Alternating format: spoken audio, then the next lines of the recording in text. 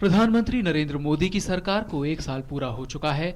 सरकार बनने से पहले नरेंद्र मोदी ने देश से अच्छे दिनों का वायदा किया था। हाल के दिनों में विपक्ष उनकी सरकार की इस बात को लेकर आलोचना करता रहा है।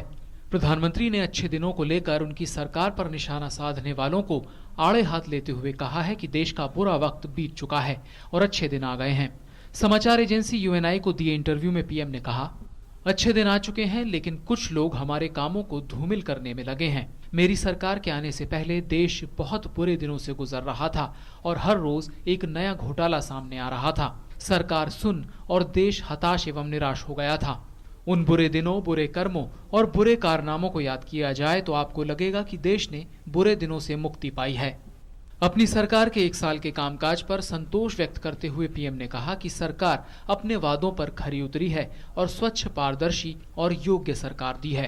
प्रधानमंत्री ने इंटरव्यू में विदेश नीति से लेकर घरेलू मोर्चे और अर्थनीति से लेकर बीजेपी के कुछ नेताओं की विवादित टिप्पणी पर खुलकर जवाब दिए।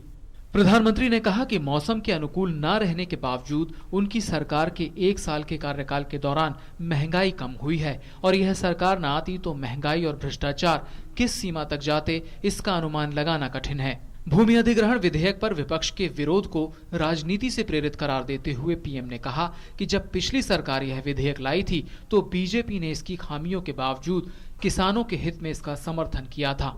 उन्होंने कहा कि अभी भी सरकार सभी राजनीतिक दलों से इस विधेयक पर चर्चा और उनके सुझावों पर विचार करने को तैयार है, लेकिन विधेयक के मुख्य उद्देश्यों के साथ कोई समझौता नहीं होगा। उन्होंने विश्वास जताया कि राष्ट्रीय महत्व के इस मामले में हमें सभी राजनीतिक दलों का समर्थन और सहयोग मिलेगा।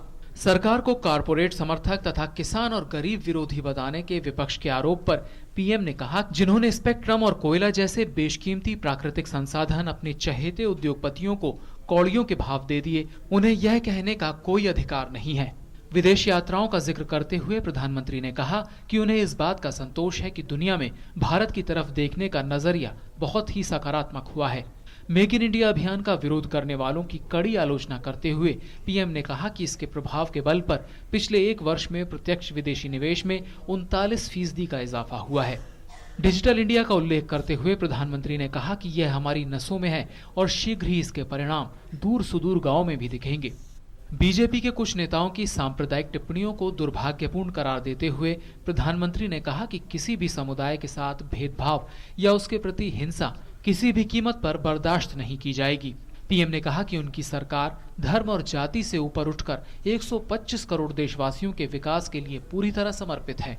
पड़ोसी देशों के साथ संबंधों पर भी प्रधानमंत्री ने खुलकर जवाब दिए। पाकिस्तान के साथ संबंधों के बारे में पीएम ने कहा कि भारत अपने पड़ोसी के साथ गतिरोध तोड़ना चाहता है और उससे मात्र यह उम्मीद है कि शांति और अहिंसा के मार्ग पर चले।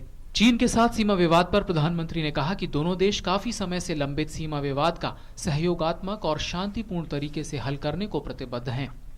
प्रधानमंत्री ने कहा कि उनकी सरकार जिस संकल्प को लेकर चल रही है उसके तहत आने वाले 5-7 साल में देश की तस्वीर अलग होगी और यही बात उनके विरोधियों को परेशान कर रही है और वे सरकार के काम में बाधा डालने का हर संभव प्रयास कर रहे हैं। News night desk, DD news.